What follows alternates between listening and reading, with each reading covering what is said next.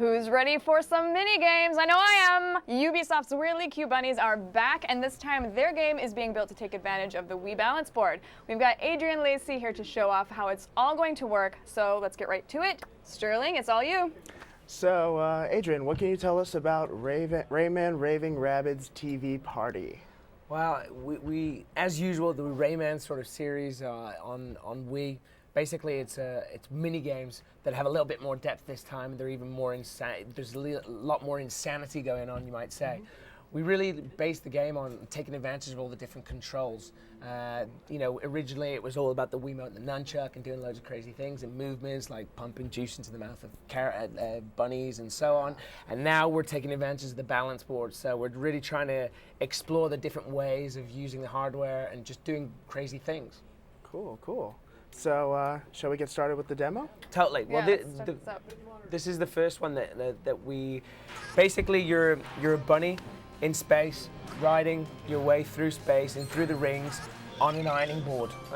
You know, you have a series of rings that you have to go through to collect points, and what points make prizes, of course. Yes. And obviously, you have to avoid the cows, the wildebeest, the satellites as you play through the game.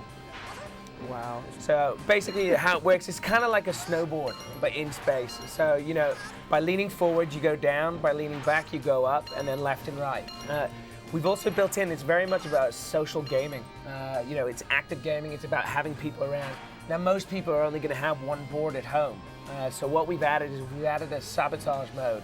So even when you're not playing on the board, other people who've got the controllers can throw things and disturb your gameplay and ruin your score.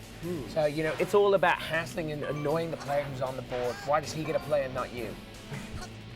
That was cute, seeing him go through the easy and the hard portal. Yeah. One of the other things he does as well is he can actually get a turbo boost by gently squishing, and then he passes wind. That gives him a turbo boost. That's farting. Yes. Yeah, I tried to that lightly. passing Sorry, wind? yeah, I tried passing wind.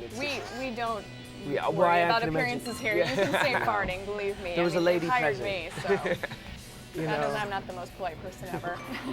it almost makes me curious when they sit around and they have these pitch meetings. Who says, you know, we need an ironing board in space with some wildebeests. Like, what's on the cutting room floor? Well, it tends to get a little bit messy in those meetings, I tell you.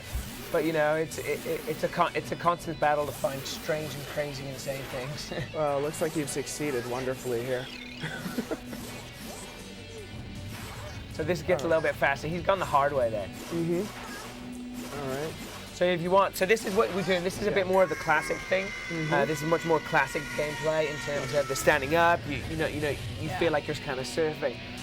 One of the other games that we also have, obviously, which we'll show you after, is where it is the first game in the world that you can play with your butt. Okay? Oh, very nice. But we'll move. Before that, we want to show you how you can shake your booty. Okay. Yes, this was I actually got to see this at UB Days in Paris, and it was quite impressive to see you all dancing on stage. You didn't you dance? I danced. Try it. I danced when we had a hands-on, but I thought the announcement itself on the main stage was pretty impressive. I thought that was great. So basically here, the objective, this is obviously 4-player, you play together and you shake it and you try and get funky, you get down and jiggy. Basically these are your panel of judges on the bottom. The various bunnies react to how well you perform within rhythm and time. Now, Antoine actually really gets into this. He gets a little bit excessive and he starts flailing his arms around. He does occasionally improvise, so do be careful. Let me move my head. There we go. So as you can see, you've got the bunny on the bottom left. And he's again. reacting. Yeah. So does he have to hit buttons or anything while he's doing this, or is it all reactionary? It's all based on his movement. So every song has their own dance skill. So you have different moves depending on the song that you're playing against. Now, I was playing, like you said before, I had gotten some hands-on time, and I noticed, maybe it's just me, but that if you snap your wrist, it's a little bit easier to have it register, and you're almost always dead on. Absolutely. I mean, it's really about timing and rhythm. The idea, you really should force it a bit. You shouldn't be shy about using the Wiimote. They're really strong. So we really want to make sure, quick-fire judgments. You can't just like flow with the thing. You have to go for it, and that's the whole thing. It's about keeping you active and moving it pumped up. Just always remember, safety first. Use your strap on Always. the Wiimote. Always. Avoid your dog being around you because you're going to punch it in the face. But this one's funny because when people are dancing together, there's a couple of moves that just sort of you flail your arms around. Yeah. So if you're not a very good dancer, it can be risky. And I'm at that height thing where like I get hands in the face. You know, and there's always like a balance. You show up between to the work two. with like a missing eye. Yeah, it's definitely dramatically different than the rhythm games that you saw in the first 2 titles, for sure. Well, we really worked a lot on the dancing. There's 2 music channels. Now, obviously, you know, Rayman, it's about TV. It's about you play through 7 days of TV, and there's 7 different channels. So the idea is, obviously, that we parody sort of what we remember about the 80s television.